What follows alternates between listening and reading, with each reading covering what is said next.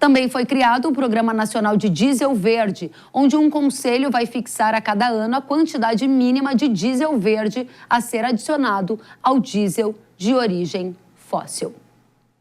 E um programa de incentivo ao biometano, onde serão definidas metas para a redução da emissão de gases do setor de gás natural por meio do uso do biometano. Agora, um setor que vê a sanção desse projeto de lei com preocupação, o projeto dos combustíveis, é a área de transportes. Um estudo encomendado pela Confederação Nacional do Transporte, a CNT, revelou que o aumento da mistura de biodiesel ao diesel pode trazer impactos aos motores de caminhões, com a redução da potência e do torque. E ainda ressalta que o aumento do biodiesel no diesel resulta em aumento no consumo de combustível e maior aglutinação de água. A gente lembra que atualmente o transporte rodoviário é o principal meio de escoamento da safra de grão no Brasil. Um levantamento da Exalc-Log revelou que este modal logístico responde por mais de 65% do total movimentado de grãos aqui no Brasil. Esse tema é super importante para o setor produtor, para o setor consumidor, e a gente vai já abrir um painel nesta edição. Apresentando a vocês Francisco Turra, que é presidente da Associação dos Produtores de Biocombustíveis do Brasil. Seja bem-vindo, Turra. E Eduardo Rebuzzi, presidente da Associação Nacional de Transporte de Cargas e Logística. Agradeço pela companhia e começo com você, Turra.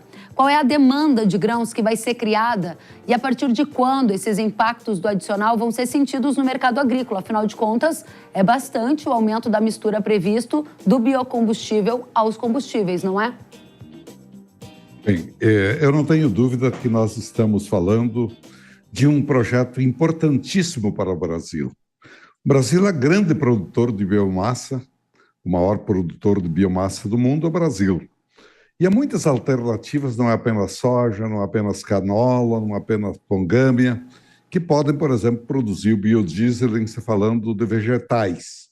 Sem falar, por exemplo, que o biodiesel é produzido a partir também de substância que antes era um problema para qualquer empresa que tivesse graxas, gorduras saturadas, etc.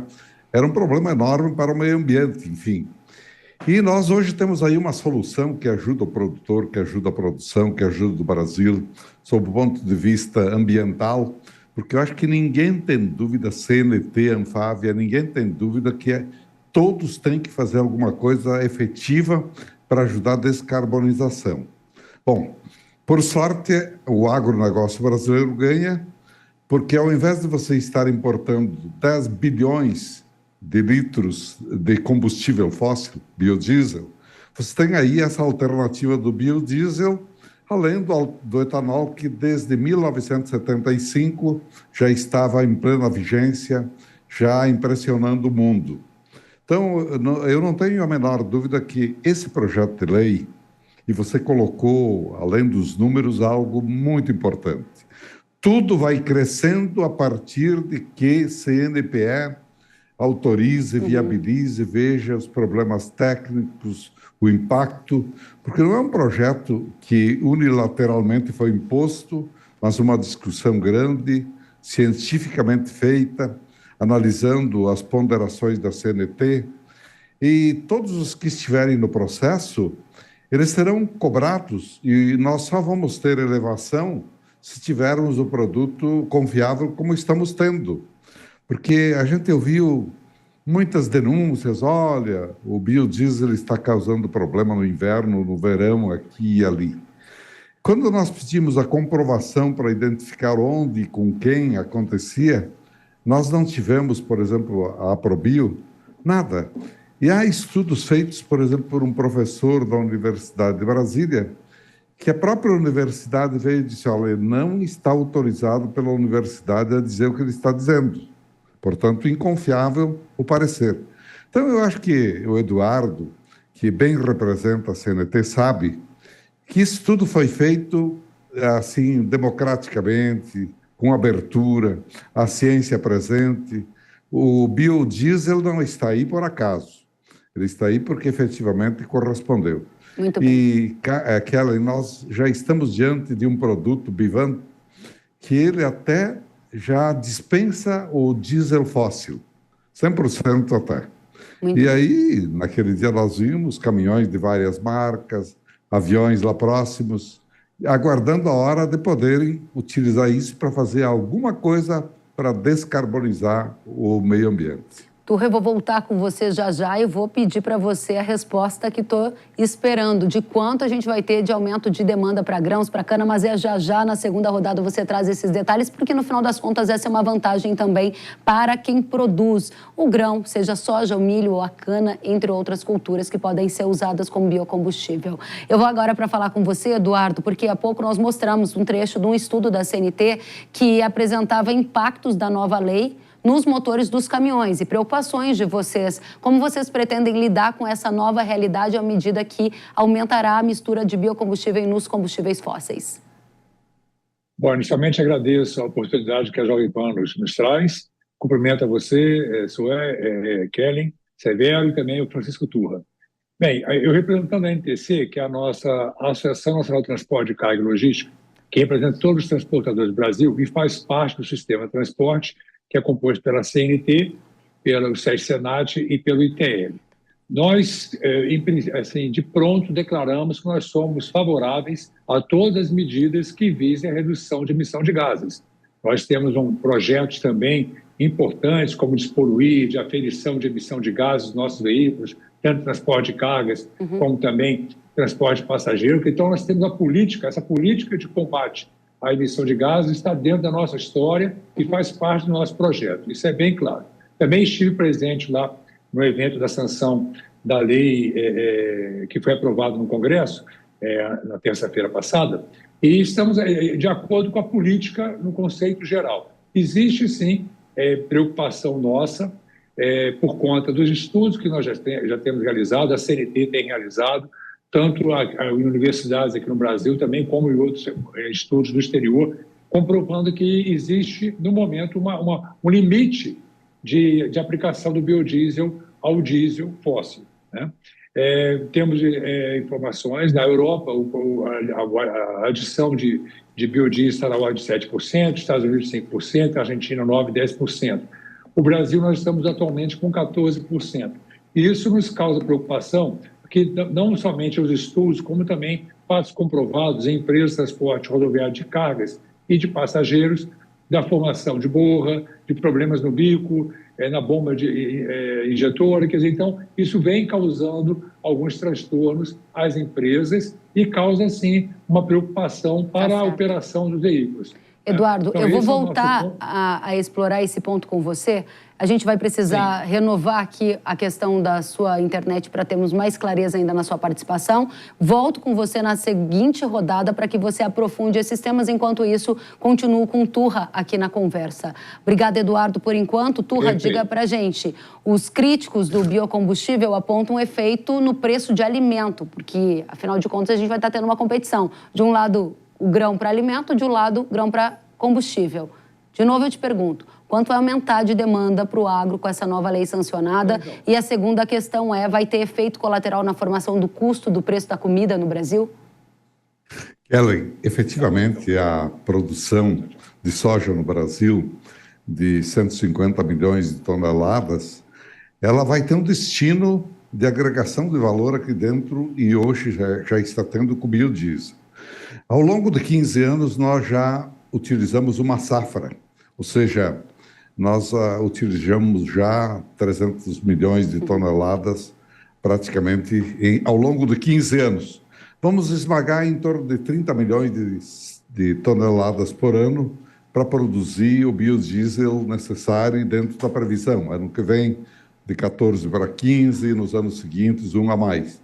Então, nós vamos ter um destino sem a gente ficar procurando um comprador, dependendo unicamente dos chineses, que repentinamente compram muito, mas podem efetivamente reduzir, como há nesse ano uma ameaça. Então, o Brasil já tem uma destinação, vai agregar valor, preço melhor ao produtor, isso sem dúvida, já está acontecendo hoje. Com relação a alimentos, a Europa, por exemplo, está equivocadíssima pensando nisso, pelo seguinte: ela imagina que nós estamos levando esse produto soja, unicamente para o biodiesel, que ele fica 100% biodiesel. Não, sobra farelo de soja, e se houvesse esmagamento para óleo só, sobraria óleo, mas não, agora biodiesel, sobra farelo de soja, exatamente para alimentar aves, suínos, bovinos, peixes, etc., tudo. É um alimento fundamental, 30% do alimento das aves, produto farelo de soja. Então, quando há uma demanda aquecida, como no Brasil, todos os anos, nunca deixamos de crescer na produção para o mercado interno e externo. A avicultura é a maior exportadora do mundo. O consumo nacional, 45 quilos habitante ano de frango. Então, Kellen, isso, quando você tem disponibilidade maior, a tendência do preço é diminuir. Nesse ano, reduziu o preço de milho e farelo de soja, reduziu o produto ao consumidor. Simplesmente isso. Então, essa não é a verdade. Ao contrário, esse projeto ele ajuda exatamente a que a avicultura continue aumentando a produção para o mercado interno, exportar suínos, bovinos, etc., porque é um componente fantástico para a avicultura e para a ração. E o milho, que também era um problema produzindo etanol lá no Centro-Oeste, e logística que faz isso, nós vemos que hoje o milho tem o DDG, que está alimentando principalmente gado leiteiro, mas também aves e suínos, com novas fórmulas que hoje estão sendo obtidas pela nossa Embrapa. Muito bem. Agora, Turra, enquanto a gente espera o Eduardo voltar, porque ele estava fazendo alguns pontos importantes de preocupação, por exemplo, o setor de transportes, eu quero aprofundar com você uma questão. A gente repetiu aqui um texto da lei que fala sobre viabilidade técnica. Então, essa lei, ela dá um horizonte de para onde se deseja que vá o aumento da mistura no Brasil, mas isso vai precisar ser viável, ou seja, não dá para causar um monte de efeito colateral, em inflação, em escassez de produtos, se a gente tiver com quebra de safra, entre outros. O que eu quero dizer na prática é, como é que fica o horizonte para o investidor? Ele vai investir sem saber se essa mistura de fato vai aumentar? Kellen, eu acho que em relação, por exemplo, ao biodiesel, está perfeita. Eu acho que a fórmula encontrada é perfeita.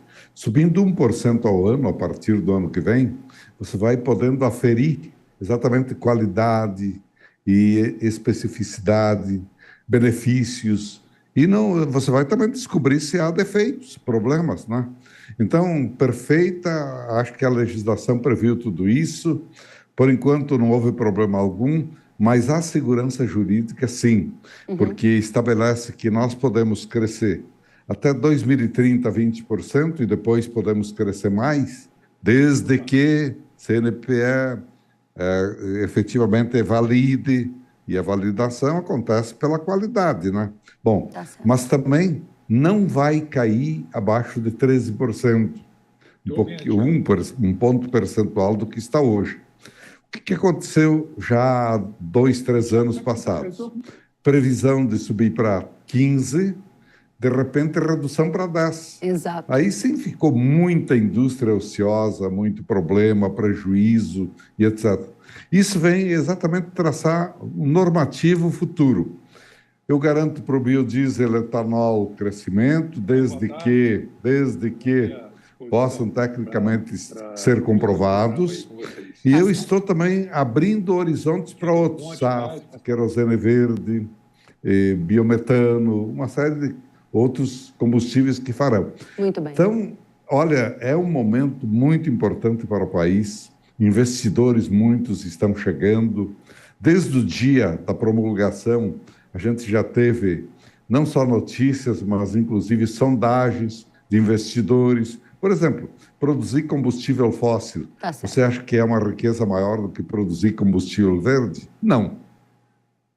Muito bem, Turra, eu agradeço demais. Quero já agradecer Francisco Turra, que é o presidente da Associação dos Produtores de Biocombustíveis do Brasil, que trouxe aqui vários efeitos colaterais e uma análise aprofundada dessa lei. Turra, obrigada pela presença. A gente vai convidá-lo mais vezes para tratar desse assunto. Até a próxima.